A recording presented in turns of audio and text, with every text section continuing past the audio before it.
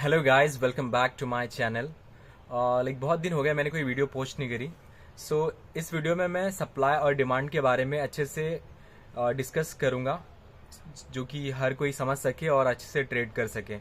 Because market में supply and demand basically सबसे ज़्यादा वर्क करता है। अगर आप इस पे बेसिकली जो भी है थोरली आप कर लोगे तो आपको बहुत हेल्प करेगा आइडेंटिफाई करने के लिए कि हाँ ट्रेड कहाँ करना चाहिए। तो इस वीडियो में मैं कुछ बेसिक चीज़ें डिस्कस करूंगा, जैसे basic of supply demand, market में बैलेंस इम्बैलेंस कहाँ होता है और कैसे आइडेंटिफाई करें सप्लाई डिमांड जोन को, और उसको ड्रॉ कैसे करना है और कैसे ट्रेड करना है हमें सप्लाई और डिमांड को। ठीक है। बेसिकली सप्लाई और डिमांड का रिलेशन क्या है, मैं इसका एक एग्जांपल दूंगा। ठीक है। सपोज कोई चीज़ है, पेन है। ठीक है। अगर दुकान पे पेन बहुत ज़्यादा है, ठीक है, पेन बहुत ज़्यादा है, खरीदने वाले कम है, ठीक है, तो दुकानदार क्या करेगा, पेन का प्राइस कम कर देगा, ठीक है, ताकि लोग खरीद सकें। ठीक है। अभी कोई भी फ्रूट का भी एग्जांपल ले लो, यहाँ पे मैंने मैंगोज का डाल रखा है। सप्लाई डिमांड मतलब कोई भी चीज़ एक्सेस में है, ठीक है, जो प्रोडक्ट है वो एक्सेस में है बट उसको लेने वाले कम है। जब लेने वाले कम होते हैं तो जो दुकानदार होता है, ठीक है, जिसके पास वो प्रोडक्ट है, वो क्या सोचता है कि मेरे प्रोडक्ट ऐसे ही पड़े हुए हैं, ठीक है, वो तो एक कांस्टेंट है और लेने वाले कम है, तो कोई खरीदारी नहीं मिल रही, तो वो क्या करता है, प्राइस को कम कर देता है। तो वहीं पे सप्लाई जोन वर्क करता है। वहां पे क्या हो रहा है, सप्लाई ज्यादा है, डिमांड कम है, इसके लिए प्राइस कम कर देता है दुकानदार। ठीक है। और उसी तरह से डिमांड जोन भी है। डिमांड जोन में क्या होता है, जैसे डिमांड ज्यादा बढ़ गई है, ठीक है, लोग क्या कर रहे हैं, हर कोई चीजें खरीद रहा। सपोज पेन का ही पकड़ लो। अभी स्कूल टाइम में जब भी स्कूल स्टार्ट होता है, जून जुलाई जो भी है, उस समय ज्यादा कॉपी पेंसिल ये सब चीजें ज्यादा खरीदी जाती है। ठीक है। उस समय क्या होता है, लोग खरीदने वाले एक्सेस में रहते हैं, ठीक है, सप्लाई तो कांस्टेंट है। तो उस समय क्या होता है, जब दुकानदार देखता है कि हाँ खरीदने वाले ज्यादा है, तो वो अगर प्राइस को 1-2 रुपया बढ़ा भी देता है किसी भी प्रोडक्ट पे, तो भी लोग खरीद लेते हैं। इस तरह से डिमांड काम करता है। ठीक है। अगर डिमांड ज्यादा है, ठीक है, और सप्लाई कांस्टेंट ही है, मतलब उतना ही है, कम ही है, ठीक है, तो उस समय क्या होता है, प्राइस बढ़ जाता है। ठीक है। इस तरह से सप्लाई और डिमांड वर्क करता है। आप डे टू डे लाइफ में भी आप उसको नोटिस कर सकते हो, और आप कमेंट करना आप डे टू डे लाइफ में क्या देखते हो। ठीक है। इस तरह से सप्लाई और डिमांड काम करता है। ठीक है। ये भी मैंने बता रखा है। अभी आपको पता होगा सप्लाई जोन में होता क्या है। सप्लाई जोन में सेलर्स है ना, सेलर्स ज्यादा होते हैं, सेलर एक्सीड्स बायर। ठीक है। यहाँ पे सेलर ज्यादा होते हैं एज कंपेयर टू बायर। जैसा मैंने आपको समझाया वो पेन के एग्जाम्पल से, यहाँ पे जो दुकानदार है उसके पास प्रोडक्ट जो ज्यादा है, ठीक है, वो सेल कर रहा, ठीक है, बट खरीदने वाले कम है, तो वो सप्लाई जोन है। ठीक है। वहां पे प्राइस कम हो जाता है, प्राइस गो डाउन। ऐसे डिमांड जोन का भी मैंने समझाया। यहाँ पे बायर्स एक्सीड करते हैं सेलर्स को, यहाँ पे ज्यादा बायर रहते हैं, सेलर कम रहते हैं, तो उस समय क्या होता है, प्राइस ऊपर जाता है। और आपको पता होगा मार्केट में मोस्ट ऑफ द जो ट्रेडर है सब इंडिकेटर वगैरह पे काम करते हैं, बट टू बी ऑनेस्ट जो मार्केट है ना, वो एक जो भी इंस्टीट्यूशन बैंक्स, जो भी बिग प्लेयर्स हैं, F I S D S, या फिर जो भी बड़े पैसे वाले हो, उनके हिसाब से मार्केट चलता है। ठीक है। अभी कोई इंडिकेटर के रिलाय करोगे आप कि हाँ भाई ये इंडिकेटर में ऐसा होगा तो मैं बाय करूंगा सेल करूंगा, वो हमेशा आप देखोगे कि वो सही नहीं होता। बिकॉज अभी आपको पता होगा इंडिकेटर जो है वो लैगिंग होता है, वो लेट बताता है कि हाँ बाय करना है सेल करना है। मैं तो यही सबको बताना चाहूंगा कि आपको इंडिकेटर के बेस पे ट्रेड नहीं करना चाहिए। ठीक है।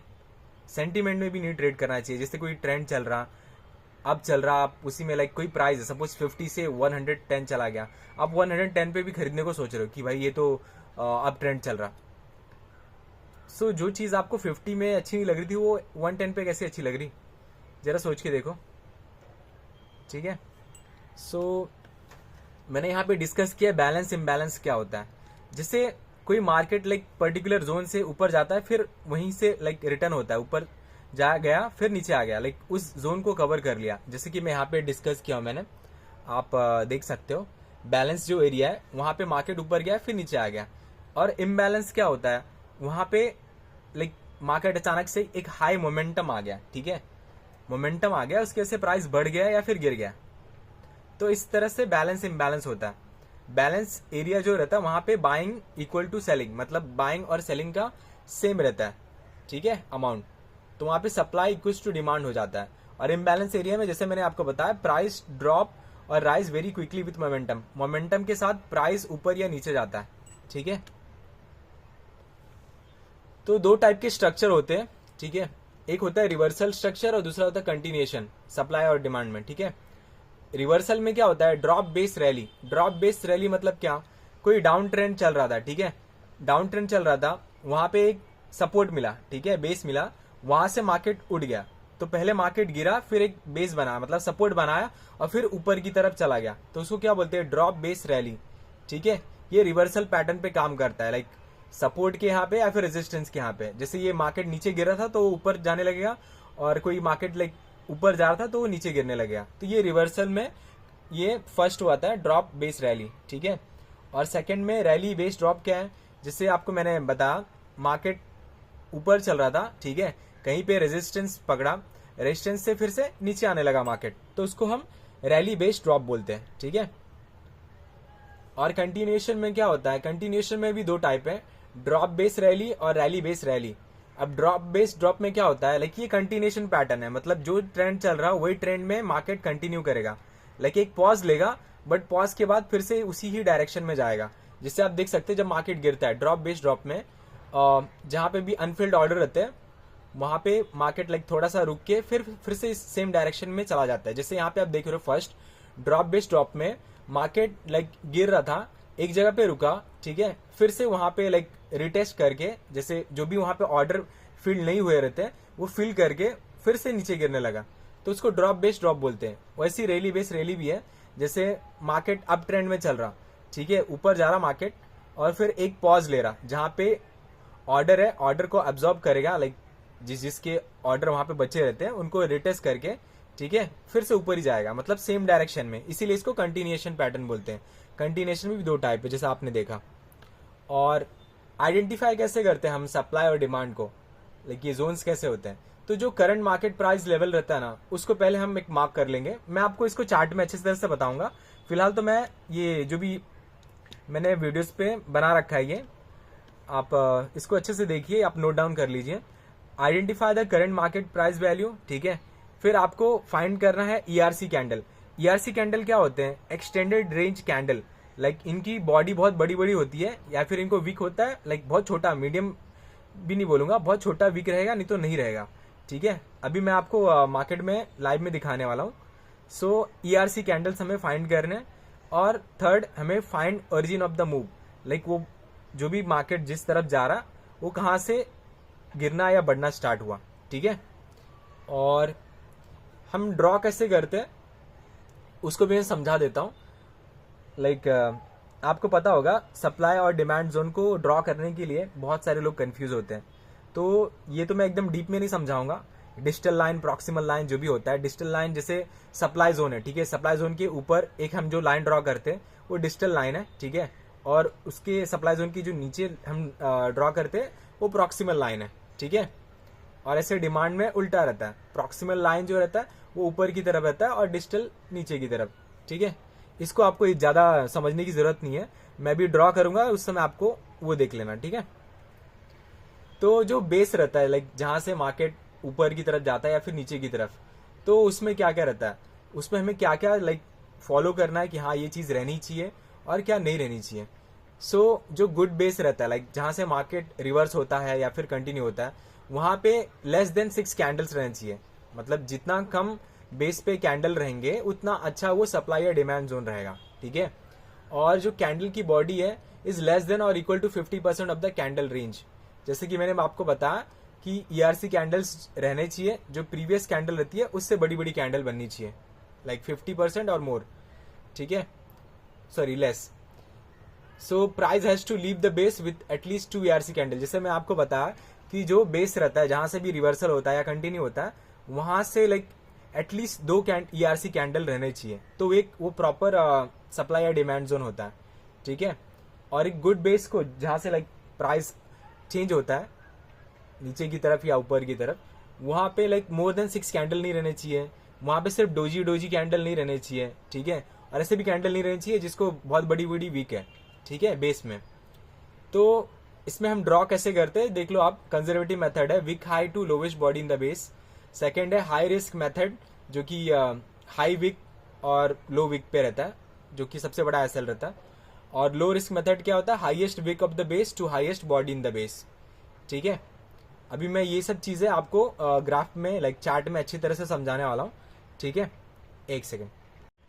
सो जैसा कि हमने डिस्कस किया सप्लाई डिमांड के बारे में, आप देख सकते हैं यहाँ पे चार्ट है, ये यूरो जीबीपी का चार्ट है, करेंसी पेयर से, ठीक है। आप देख सकते हैं ये जो बड़े बड़े कैंडल है हम इसको ईआरसी कैंडल बोलते हैं, एक्सटेंडेड रेंज कैंडल्स, ठीक है। इनको आप देख पा रहे होंगे, इन पे ना ज़्यादा वीक है, बॉडी इनकी बड़ी है, इसलिए ये ईआरसी कैंडल कहलाते हैं। सो आप देख पा रहे हो यहाँ पे सप्लाई जोन मैंने ड्रॉ कर रखा है, डिमांड जोन, सप्लाई जोन। सो हम स्टार्ट करेंगे लाइक सप्लाई जोन पे हम कैसे आइडेंटिफाई करें। सो जैसे कि कैटेगरी मैंने आइडेंटिफाई की थी कि जो पर्टिकुलर लेवल है, अगर सपोज हम इसे बेस मानते हैं, ठीक है, अब के लिए कि हाँ ये ऊपर से लाइक एज अ रेजिस्टेंस यहाँ से काम कर रहा है सप्लाई की तरह, तो जो बेस है वो बेस से लाइक गिरना चाहिए, ठीक है। और लाइक उसमें कैंडल कितने होने चाहिए, लेस देन 6 कैंडल्स होने चाहिए, उसमें डोजी कैंडल्स ज़्यादा नहीं होने चाहिए, ज़्यादा वीक वाले कैंडल नहीं होने चाहिए, ठीक है। और जितना जल्दी वो बेस से लाइक नीचे की तरफ गिरे फॉर सप्लाई जोन उतना ज़्यादा अच्छा है, ठीक है। और ईआरसी कैंडल्स उसमें रहेंगे तो वो प्रॉपर एक सप्लाई जोन की तरह वर्क करेगा, ठीक है। उसी तरह से डिमांड जोन भी है। यहाँ पे आप देख पा रहे हो ये वीक डिमांड जोन है, बिकॉज आप यहाँ पे देख पा रहे हो ये जो फर्स्ट है, ठीक है, यहाँ पे जब मार्केट यहाँ से ऊपर की तरफ गया, लाइक आप देख पा रहे होंगे यहाँ पे एक ही आरसी कैंडल बना, ठीक है। और जब मार्केट फिर से यहाँ पे आया प्राइस टेस्ट करने के लिए, जो भी अनफिल्ड ऑर्डर थे इनको फिल करने के लिए, आप देख पा रहे होंगे यहाँ पे 1 2 3 4 लाइक मोर देन 5 कैंडल्स हैं यहाँ पे, ठीक है। तो ये एक वीक डिमांड जोन हो गया। इसके वजह से जब ये मार्केट फिर से यहाँ पे आया, लाइक ये सप्लाई जोन तो लाइक प्रॉपर स्ट्रॉन्ग जोन था, ठीक है। आप देख पा रहे होंगे जल्दी से जल्दी इसने नीचे की तरफ गया है, ठीक है। और जब भी यहाँ पे आया मार्केट लाइक इस डिमांड जोन को टेस्ट करने, यहाँ पे फिल्ड ऑर्डर जो भी थे ऑर्डर पहले से फिल हो चुके थे, इसकी वजह से ये अच्छी तरह से काम नहीं किया और यहाँ से प्राइस लाइक रिवर्स होने की जगह आप देख पा रहे हो फिर से प्राइस नीचे की तरफ ही चला गया, लाइक कंटिन्यूस डायरेक्शन में चला गया। जैसे कि मैंने बताया आपको सप्लाई और डिमांड जोन के 2 टाइप होते हैं, स्ट्रक्चर आपको पता होगा, रिवर्सल और एक कंटिन्यूएशन। तो ये जो ऊपर की तरफ है ये एज अ रिवर्सल काम कर रहा, ठीक है। लाइक मार्केट जब भी ऊपर की तरफ जा रहा वहां से रिवर्स हो जा रहा, लाइक ये प्रॉपर स्ट्रॉन्ग सप्लाई जोन है, ये इसलिए रिवर्स कर दे रहा। ऐसे डिमांड जोन के लिए भी है, बट ये वीक डिमांड है, इसकी वजह से ये ब्रेक करके कंटिन्यूएशन पैटर्न में चला गया, ठीक है। सो आपको ये भी समझाना था लाइक कैसे ड्रॉ करते हैं। मैंने आपको बताया था 2 टाइप होते हैं, यहाँ पे भी आप देख सकते हैं, ये भी एक सप्लाई जोन है, ठीक है। जैसे कि आप देख पा रहे हो यहाँ पे, एक सेकेंड, 3 मेथड है, ठीक है। फर्स्ट मेथड क्या है सप्लाई जोन का बनाने का, इसमें फर्स्ट मेथड है जो हाईएस्ट विक है और जो बॉडी है, ठीक है, लास्ट का, like highest wick to lowest wick, ये लोगे इसको हम हाई रिस्क मेथड बोलते हैं, ठीक है। इसमें सबसे ज्यादा लाइक लॉस होने का वो रहता है, लाइक हम कोई रिस्क ले रहे, ठीक है, तो ये इतना बड़ा एसएल देना पड़ रहा। अगर हम इसके जगह पे जो इसका हाई विक है, ठीक है, विक से इसके बॉडी क्लोजिंग तक लेंगे तो ये हमारा एसएल, अगर हम यहाँ पे खरीद रहे तो हमारा एसएल छोटा हो जा रहा ना, तो ये हमारे लिए बेटर है। और थर्ड मेथड आपको मैं बताना चाहूंगा, ये बॉडी से लेके जो बॉडी हाई है, ठीक है, बॉडी हाई से लेके उसके लोवेस्ट वीक तक, ठीक है। सो इस तरह से 3 प्रकार से आप सप्लाई जोन या डिमांड जोन को ड्रॉ कर सकते हैं। जैसे कि यहाँ पे मैंने सप्लाई जोन को ड्रॉ करा है, वैसे ही आप डिमांड जोन को भी ड्रॉ कर सकते हैं। सपोज यहाँ पे है, ठीक है, तो एक सेकेंड, जैसे कि आप यहाँ पे देख पा रहे होंगे, ठीक है, मैं थोड़ा जूम कर देता हूँ, ठीक है, ताकि आप अच्छे से देख पाओ। सो आप देख पा रहे होंगे, यहाँ पे आप देख पा रहे होंगे फर्स्ट मेथड है लाइक कंजर्वेटिव मेथड जो है, ठीक है, वो क्या कहता है, जो वीक है हाईएस्ट, ठीक है, एक सेकेंड, माउस वर्क नहीं करा प्रॉपरली। सो आप देख पा रहे होंगे, ठीक है, ये जो लोवेस्ट विक है वहां से बॉडी क्लोजिंग तक, ठीक है, ये फर्स्ट मेथड है। सेकंड मेथड है आपका जो बॉडी का हाई है, ठीक है, बॉडी हाई से लेके आपका लोवेस्ट विक तक, ठीक है, और थर्ड मेथड है बॉडी क्लोजिंग का, ठीक है। सो इस तरह से आप आपको जो अच्छा लगे उस हिसाब से आप कर सकते हो, बट मैं बेसिकली ये यूज़ करता हूँ बॉडी जो भी है, बॉडी के जो लोवेस्ट विक है फॉर डिमांड जोन, यहाँ से लेके लोवेस्ट विक तक, ठीक है, ये एक प्रॉपर मेथड है, ठीक है। और क्या आपको बताना था, आप देख पा रहे हैं यहाँ पे 1 2 ERC कैंडल है, ये बीच में एक छोटा कैंडल है, बट 2 कैंडल। अब यहाँ से आप देख पा रहे हैं जल्दी से जल्दी इसने बेस को, जैसे यहाँ पे ड्रॉप हुआ, ठीक है, ड्रॉप, यहाँ पे एक बेस बनाया, बेस बना के फिर से रैली दिखाया ऊपर की तरफ। यहाँ पे जो सप्लाई जोन है उसने भी सेम करा। यहाँ पे अगर आप इसको ड्रॉ करके दिखा देता हूँ मैं, जिससे आप यहाँ पे देख पा रहे हो, ठीक है,